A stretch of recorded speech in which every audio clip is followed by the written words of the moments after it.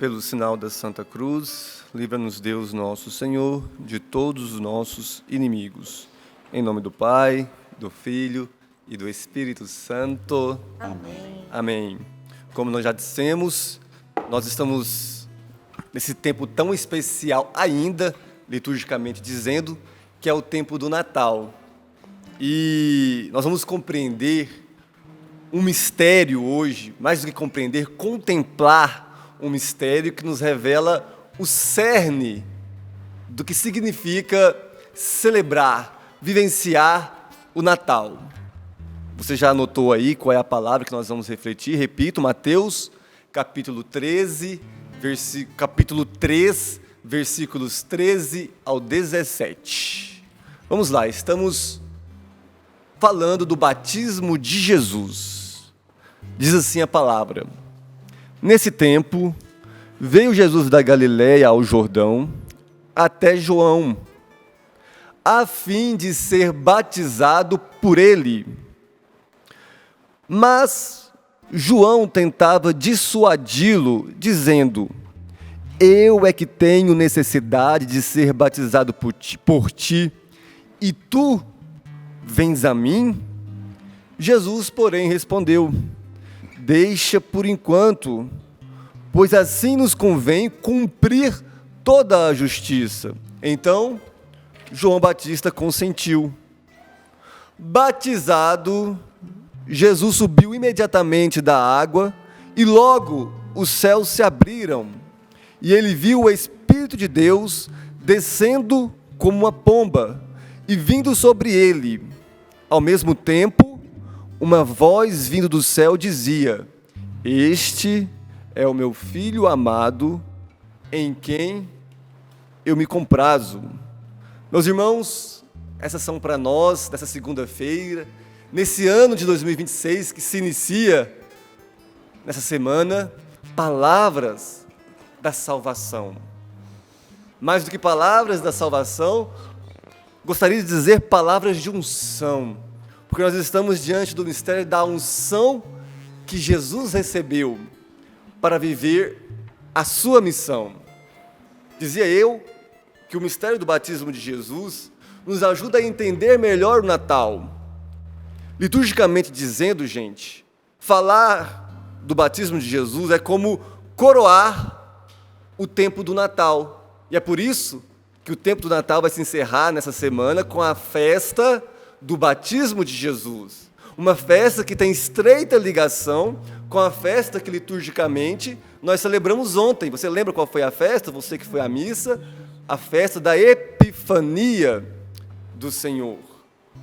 Epifania significa manifestação. Ora, tudo que nós vivemos de especial no Natal reside justamente nisso. O Natal é a graça, é o presente de Deus à humanidade, à nossa humanidade, de sua manifestação plena. Deus se manifesta a nós. Ora, nessa grande festa de manifestação, de epifania, que é o Natal, o batismo tem um lugar especial. Poderíamos dizer que o batismo é o ápice dessa festa epifânica que é o Natal, porque no batismo nós temos a revelação de Jesus que veio como menino. Um menino nos foi dado, Deus se encarnou, o Verbo se fez carne e habitou entre nós. Mas nós temos a manifestação também do Espírito. Nesse episódio do batismo de Jesus, diziam os teólogos, nós estamos tratando também da epifania pneumatológica, a epifania do Espírito Santo, porque o Espírito Santo é a própria unção que unge Jesus. Por isso, imediatamente, após ser batizado, o Espírito desce como forma de pomba sobre Jesus. Então nós estamos diante da revelação do Filho, de Jesus, mas também da manifestação do Espírito, o Espírito Santo, e por fim, que lindo, também a manifestação do Pai, porque depois de batizado, nós vimos no versículo 17, o evangelista nos lembra, do céu veio uma voz que disse: esse é o meu Filho amado. Então, no batismo de Jesus, que nós vamos celebrar no final de semana, nós estamos diante da revelação da própria Trindade, Pai, Filho e Espírito Santo. Aqui está, gente, o ponto alto da Epifania, fazendo aí uma referência à festa de ontem. Nós vimos que o mistério foi revelado aos magos por uma estrela. Uma estrela serviu de sinal e eles se colocaram a caminho para encontrar o menino Jesus. Agora, no batismo de Jesus, não é preciso mais de estrela, de sinais. A própria voz do Pai revela o Filho. Nós estamos diante, então, gente, da festa da revelação plena do Filho. Que lindo isso! No batismo de Jesus, gente, nós estamos tendo a experiência de Jesus que, depois de 30 anos, veja bem, nós estamos aqui, Jesus na sua fase adulta já, ele que viveu depois do Natal dele, 30 anos em vida oculta, Jesus agora precisa ingressar na sua vida pública, na sua missão, na sua missionaridade. E para ingressar, para assumir a sua missão, ele se revela. E revelando-se, revela também o Espírito e revela o Pai. Que lindo, gente. Então, o mistério do batismo de Jesus é esse mistério de Jesus que se revela e de Jesus que assume a sua missão. Que belo! Para assumir a sua missão, Jesus ele é ungido pelo Espírito. O primeiro ato da missão evangelizadora de Jesus é a unção do Espírito. E para nós que somos Canção Nova, filhos do Padre Jonas, o Mister Pentecostes, isso é muito significativo. Começar tudo o que vamos fazer pedindo ao Espírito Santo. Bom dia, Espírito Santo, o que nós faremos hoje? Estamos iniciando o ano, com certeza você fez a sua lista de projetos, de propósitos. Teve lugar a inspiração do Espírito? Você perguntou ao Espírito: Espírito, o que tu tens para mim nesse ano de 2026? No batismo de Jesus, nós vemos isso. Vemos esse ensinamento. Tudo precisa começar. A nossa atitude primária de um projeto, do projeto de vida 2026, é a atitude de pedirmos ao Espírito Santo, a unção do Espírito. Gente, se nós olharmos para o ensinamento patrístico dos primeiros padres da igreja, nós veremos que Jesus ele já era ungido do Pai. A própria encarnação é fruto de uma efusão do Espírito. Lembrem-se da anunciação a Maria: o Espírito Santo virá sobre ti e aquele que conceberás será chamado santo. Ou seja, ele foi concebido já de uma unção do Espírito. Olhando ainda para alguns ensinamentos, como Santo Irineu da Patrística, eles fazem a analogia que mesmo antes da sua existência terrena, na sua pré-existência, o Verbo de Deus ele já tinha uma unção do Espírito, para que a criação fosse uma criação também à luz do Espírito. Por isso que na criação nós temos ali o adejar do Espírito, né? Sobre aquele caos primordial de Gênesis 1, pairava o Ruá, pairava o Espírito. Então, Jesus ele já era ungido do Espírito. Por que começar a sua vida pública, então, com essa experiência? Para nos ensinar isso, gente. Eu preciso, você precisa fazer do seu projeto de vida primordial um projeto ungido. Sem a unção do Espírito, os nossos projetos eles vão se esvaziar. Sem a unção do Espírito, o projeto Canção Nova se esvazia. O nosso projeto da M. Almas é um projeto ungido pelo Espírito, porque não é um projeto de arrecadação financeira apenas. A arrecadação financeira é um instrumento, e nós agradecemos você, porque você é esse instrumento, para o projeto maior, de que pessoas sejam batizadas no Espírito Santo, de que pessoas sejam ungidas no Espírito Santo. E aí, meus irmãos, é belo a gente notar, então, que o mistério do batismo de Jesus, Jesus que é batizado e que recebe o Espírito Santo, nos revela que enquanto seguidores de Cristo, nós somos participantes da sua unção. Aqui também eu estou me referindo a um padre da igreja, São Cirilo de Jerusalém, dos primeiros séculos, que ensina isso. A palavra Christos, Jesus Cristo, significa justamente ungido. E aí São Cirilo diz algo muito lindo. Ele fala assim: se pela encarnação do Verbo, se pela encarnação o Verbo se tornou Jesus, pelo mistério do Jordão, Jesus se tornou Cristo. Entende? Jesus se tornou Cristo, ele se tornou ungido no Jordão. E aí, São Cirilo fala algo belíssimo. Nós que temos o nome de cristãos, nós somos cristãos, não somente porque nós seguimos o Cristo, nós somos cristãos porque nós participamos da unção, dessa unção que Jesus recebeu no Jordão. E aí, recorrendo ainda à teologia patrística, é belíssimo a gente perceber isso. A cabeça, Cristo cabeça, ele se submete ao batismo que João ministrava àqueles que estavam arrependidos dos seus pecados, para que nós, nele, sejamos batizados. Isso é belo, gente, participantes da unção de Cristo.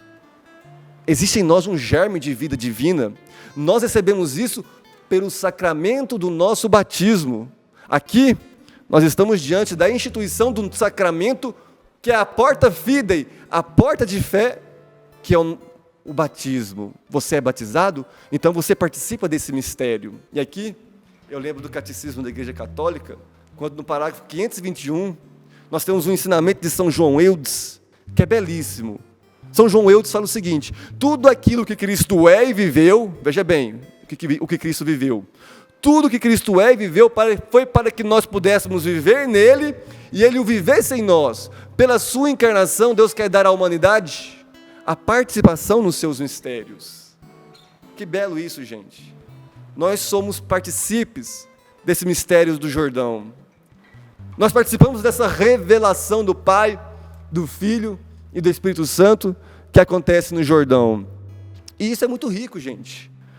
Pegando aqui o que significa esse mistério do batismo de Jesus, nesse pano de fundo de que nós somos participantes, eu quero recorrer aqui a um ensinamento de São Gregório Nazianzeno. Ele fala algo belíssimo também. Jesus batizado, nos detenhamos na cena do Jordão. O batismo é esse mergulhar nas águas. Ao mergulhar, ele sepulta nas águas do Jordão o velho Adão.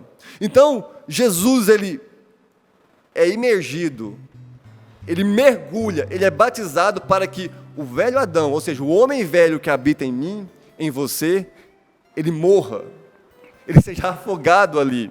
Então, ele sepulta nas águas do Jordão o velho Adão, para se levantando, ao se levantar, saindo do Jordão, elevar consigo o ser humano. Ele mergulha para afogar o homem velho, e ele se levanta para elevar o ser humano à dignidade de filho de Deus. E a partir disso, não é só Jesus que é o filho amado, nós somos os filhos amados. Que belo isso, gente. Somos participantes desse mistério. Nós somos imersos. A palavra imersão é uma palavra que está bem atual hoje, né? Imersão nessa experiência, imersão naquela experiência. Olha aqui, a primeira imersão cristã. Jesus, ele é imerso no batismo para nos levar, para nos mergulhar, para nos fazer aprofundar isso, gente.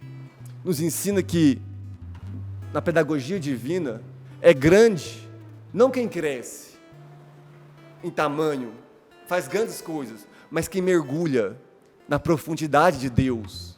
Nos seus projetos para 2026, esse mergulhar na profundidade de Deus, de querer mais de Deus, de ser mais íntimo de Deus, está contemplado? É grande não quem cresce com grandes obras, que faz muitas coisas. É grande quem mergulha na profundidade de Deus.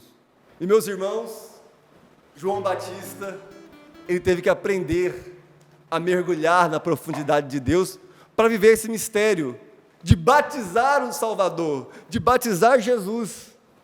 Você deve ter acompanhado aqui no versículo 14 a surpresa de João Batista. Jesus se dirige a ele, que é o precursor, para ser batizado por ele. E João Batista, e eu leio isso com comoção, porque eu imagino o sentimento de João Batista quando isso acontece. João Batista diz: espera aí, o Senhor tem que vir a mim? O Senhor tem que me batizar? Como assim? Tu vens a mim? Tu vens a mim? Tu vens ao meu encontro? João Batista exclama isso, gente, com comoção. Como assim? Ele vem a mim. Ah, gente, essa pergunta de João Batista expressa uma surpresa diante do mistério da revelação, esse mistério epifânico do Natal. É comovente perceber isso, gente. O Natal significa Deus vem a mim. E aí, eu pergunto, por que no Natal a gente celebra isso? Deus vem a mim. São João Paulo II, numa carta apostólica do ano de 94, ele fala o seguinte: em Jesus Cristo, esse Deus conosco, esse Deus que vem a mim, nós aprendemos que Deus, Ele não se contenta somente em falar ao ser humano, mas em Jesus, Deus procura o ser humano. Em Jesus acontece isso. Deus não somente fala como eu estou falando com vocês, mas Deus Ele cresce. Deus Ele se encarna para buscar você. Deus busca você, Deus me busca. A encarnação é esse ato, é esse mistério de Deus que quer nos alcançar, assim como eu estou alcançando aqui o Marcelo. A encarnação é isso. Deus não somente se contenta em falar, Ele busca o ser humano. A encarnação do Filho de Deus, de João Paulo II, testemunha, portanto, que Deus procura o ser humano, e essa busca nasce no íntimo de Deus, e tem o seu ponto culminante nesse ato de tornar-se menino, tornar-se ser humano. Ora, então, nós aprendemos o porquê Deus se encarna. Mas é interessante também, é muito importante a gente, para entendermos o que estava diante de João Batista, nos perguntarmos, tá, Deus se encarna para me buscar, para buscar o ser humano, para vir ao encontro da ovelha perdida. Mas como que Deus faz isso? Deus faz isso, gente, assumindo, por assim dizer, dimensões humanas. Ao se fazer criança, Deus escolhe, busca o ser humano, fazendo-se humano. Ele assume as dimensões humanas para que nós sejamos capazes de Deus. É assim que começa o catecismo da Igreja Católica. O ser humano é capax Dei, o ser humano é capaz de Deus, porque Deus, Ele foi capaz de se tornar ser humano. Que belo, meus irmãos. Orígenes, um padre da igreja também, nos primeiros séculos, ele tem uma frase que é fantástica. Em Jesus, tudo que Deus revelou da sua fala, tudo que é a história da salvação, em Jesus Deus abreviou-se, abreviar, condensar. Deus se tornou tão pequeno em Jesus, que foi capaz de caber numa manjedoura. De forma que a experiência agora não se trata apenas de escutar Deus, mas de ver, de contemplar, de tocar Deus. Tu vens a mim? Meus irmãos, essa pergunta de João Batista é a pergunta e é o sentimento que o nosso coração precisa transbordar diante das festas natalinas que nós celebramos. Senhor, Tu vens a mim em meio às minhas indignidades, em meio às minhas limitações, aos meus pecados? Sim, Deus vem a mim. Ora, o espanto de João, gente, esse espanto de João Batista, tu vens a mim, revela que ele precisou passar por uma purificação. Sim, para que João vivesse o mistério do batismo, batizando Jesus, ele teve que ser purificado. Como assim, Wilker? Você está dizendo que João mergulhou também no Jordão? Não. O que teve que ser purificado em João Batista foi a sua ideia de Deus. Por vezes, meus irmãos, nós enquadramos Deus nas molduras da nossa expectativa. E o povo de Israel sofria isso. Os discípulos sofreram isso. Eles imaginavam talvez um Deus poderoso, bélico, e hoje, em tempos de guerra, onde os poderosos das nações querem se mostrar altivos pelo poder bélico, querem dar provas do seu poder, mostrando, exibindo a sua força bélica. Em Jesus, a gente vê que Deus, Ele contraria as expectativas. Não é o Deus poderoso, belicamente dizendo, armado, rico. Jesus poderia ter nascido em Roma, que era a capital do império. Gente, Roma era muito poderosa na época, mas ele escolheu nascer em Belém, num povoado da Judéia.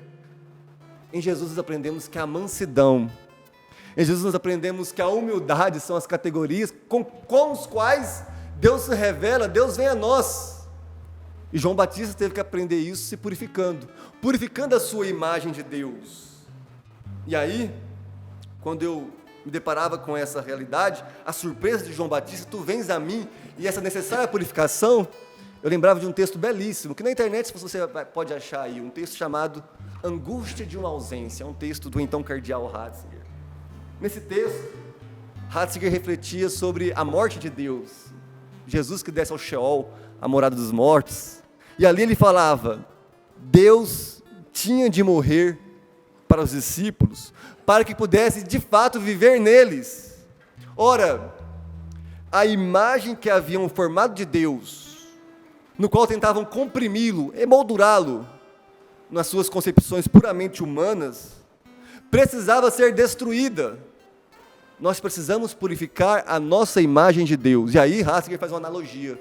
Essa purificação da imagem de Deus, essa desconstrução, quando a gente se frustra com Deus, quando a gente entende que Deus não cabe na nossa mente, não cabe nos nossos sonhos, nas nossas expectativas, Ele é muito maior daquilo que nós esperamos, quando isso acontece, é como se o telhado da nossa casa interior fosse destruído.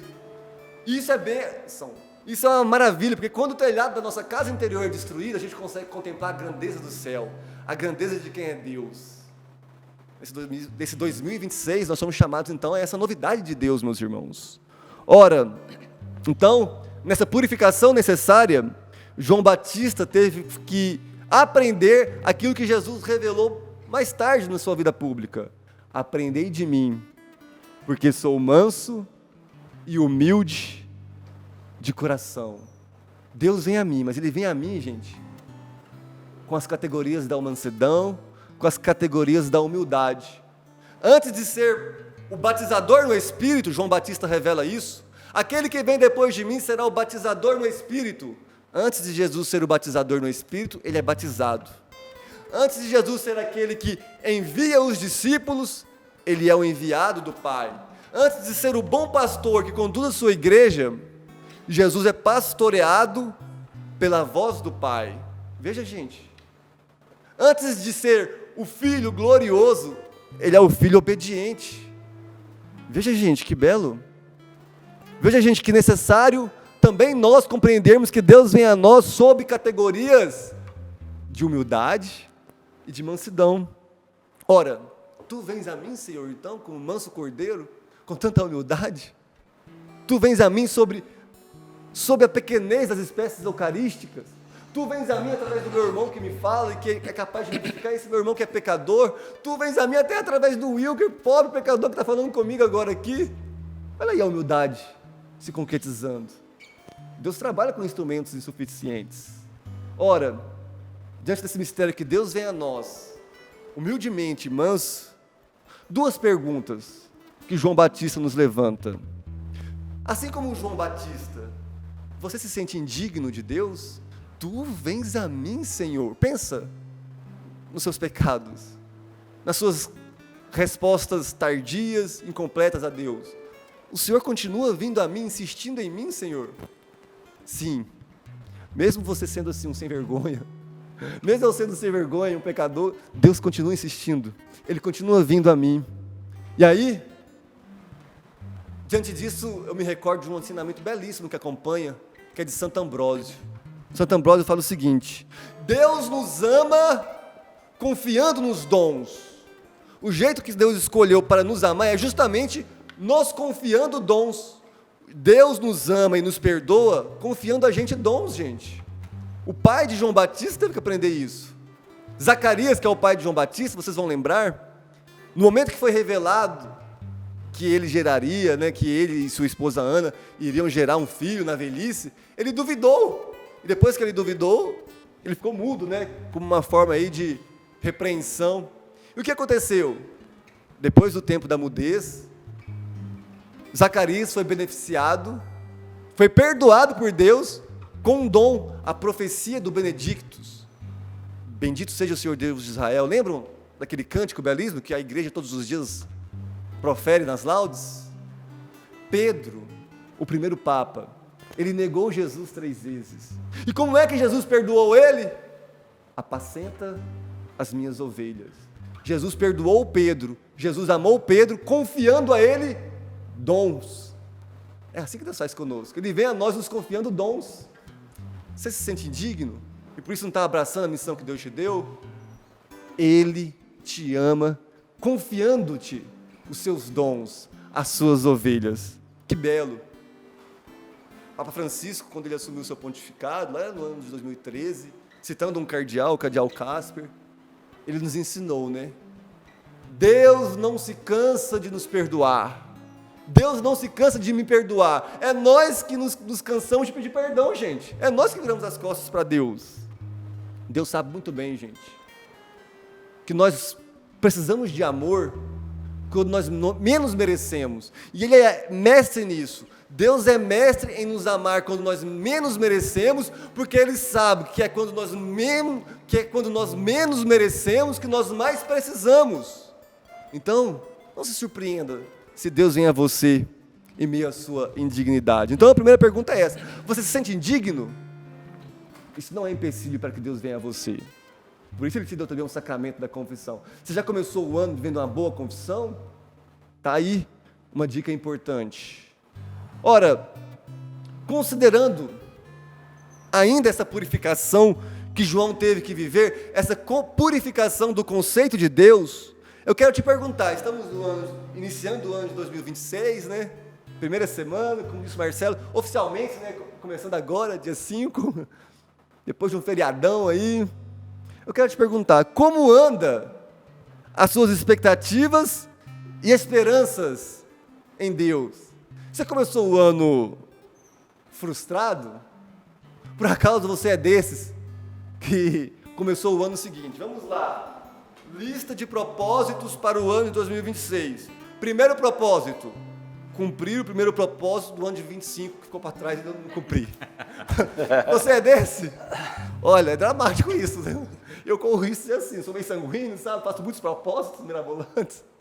Você está frustrado com alguma espera? Você está angustiado em meio a alguma demora de Deus? João Batista, ele, de certa forma, gente, ao ver Jesus se fazer pequeno, batizar por ele poderia ter se decepcionado com Deus. Meu Deus do céu, ele vai ser batizado por mim junto com os pecadores? Ora, quando eu pensava nisso ontem, me veio uma coisa muito forte que eu quero partilhar com vocês, que veio para mim, mas eu partilho com vocês. Nas esperas das coisas de Deus, as promessas de Deus para a sua vida, os sonhos que você tem para viver, nessas esperas das coisas de Deus, eu sou chamado e tenho a oportunidade de dar provas de que eu amo mais a Deus do que as coisas de Deus. É assim que a espera se torna salutar, uma espera frutífera. Quando a espera depura, purifica o nosso amor. Eu ainda não alcancei o objeto esperado, mas eu sou feliz porque naquele que eu espero, eu encontro o amor e o dom maior, entende? Amar mais a Deus que as obras de Deus, amar mais a Deus que as próprias promessas e os próprios projetos de Deus, gente, isso é um desafio. Quando me veio isso na capela ontem, eu lembrava da história do beato, do cardeal Vantuan.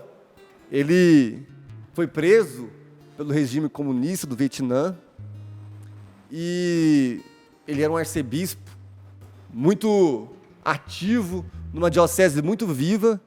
Ele ficou muitos anos preso.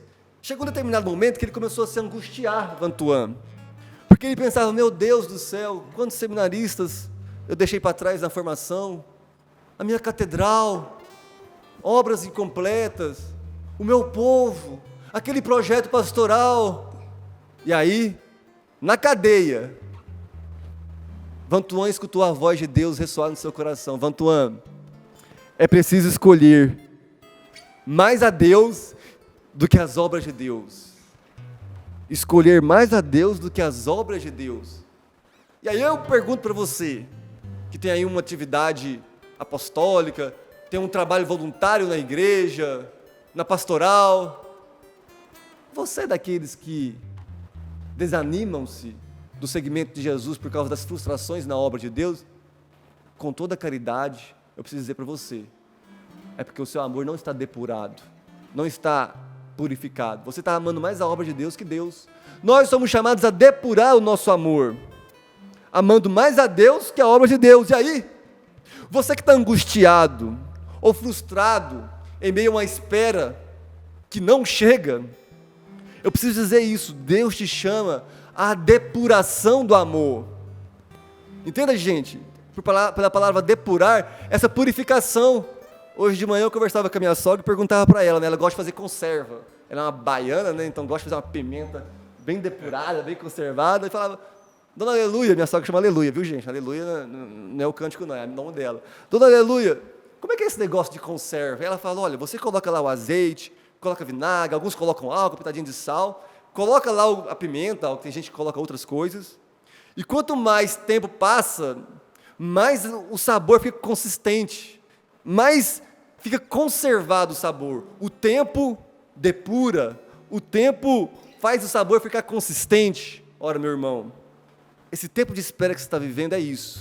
É a imersão que Deus está fazendo na sua vida, para que você ali, submergido na espera, fique com o amor mais depurado por Ele.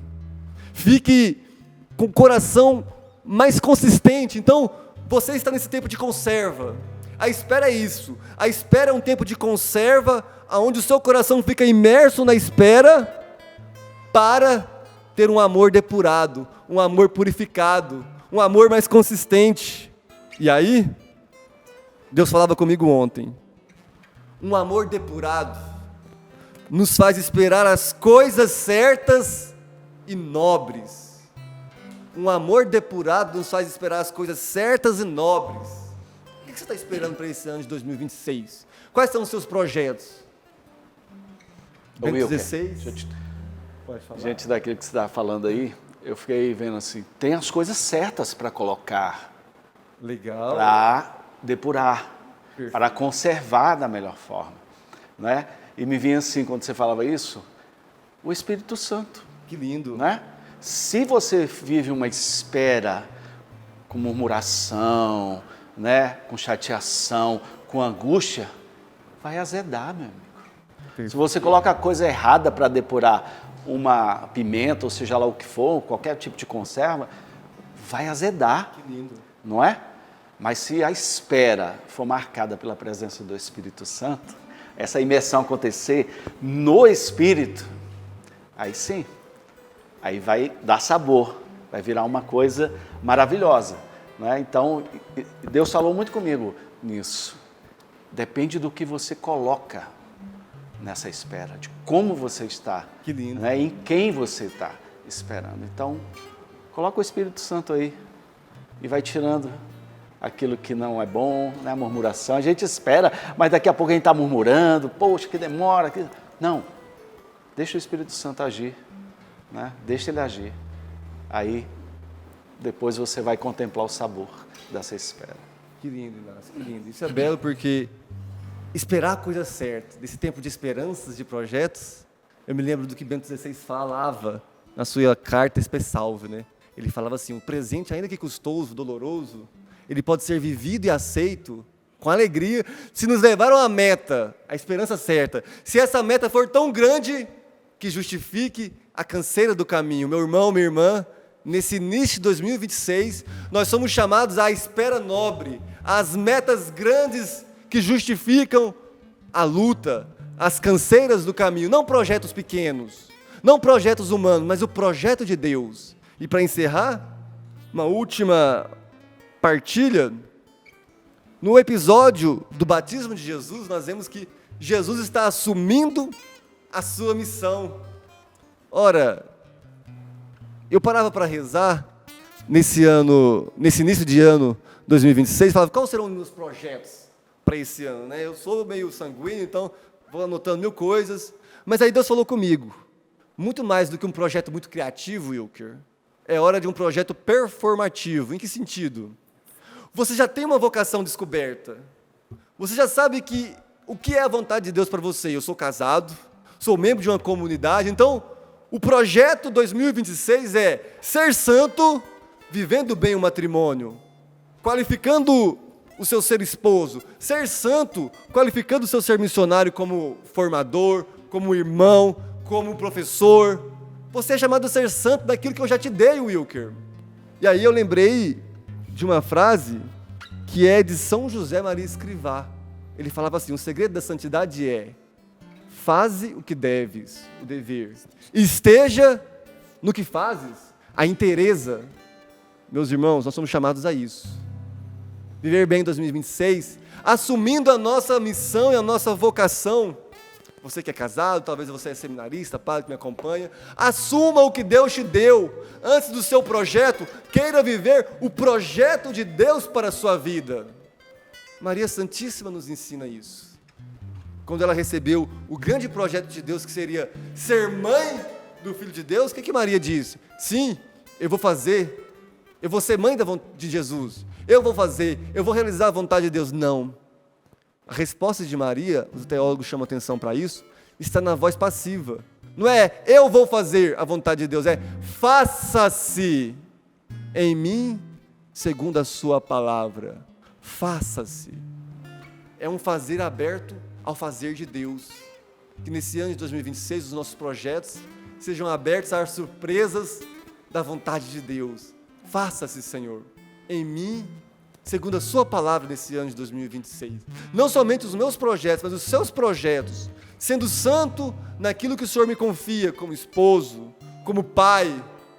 Faça-se em mim, Senhor, segundo a sua palavra. É isso, Senhor, que nós queremos pedir nessa manhã de segunda-feira. A fidelidade ao seu projeto, Senhor. Que o meu projeto de 2026 seja a fidelidade ao seu projeto. Certa vez alguém disse que o nome do amor no tempo se chama fidelidade. Senhor, eu quero te amar nesse tempo presente, sendo fiel àquilo que o Senhor me deu, sendo fiel a esse carisma da Canção Nova tão lindo, sendo fiel à família que o Senhor me confia na paternidade, como esposo, como filho, genro.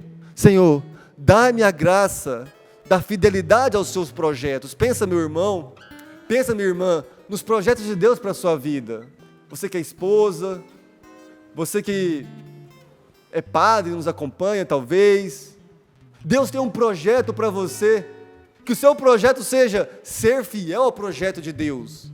Aqui está o segredo da santidade: fazer o que devo e estar inteiro naquilo que eu faço. Senhor, dá-nos essa graça. Assim como Maria disse, um faça-se aberto. Abre o nosso coração, Senhor, nessa manhã. Abre, Senhor Jesus, a nossa mente, alarga os nossos horizontes para que nós não tranquemos o Senhor nas molduras das nossas expectativas, que nós não tranquemos o Senhor nas limitações da nossa compreensão do divino. Nós queremos ser abertos, Senhor. Nós queremos ser surpreendidos, Senhor Jesus.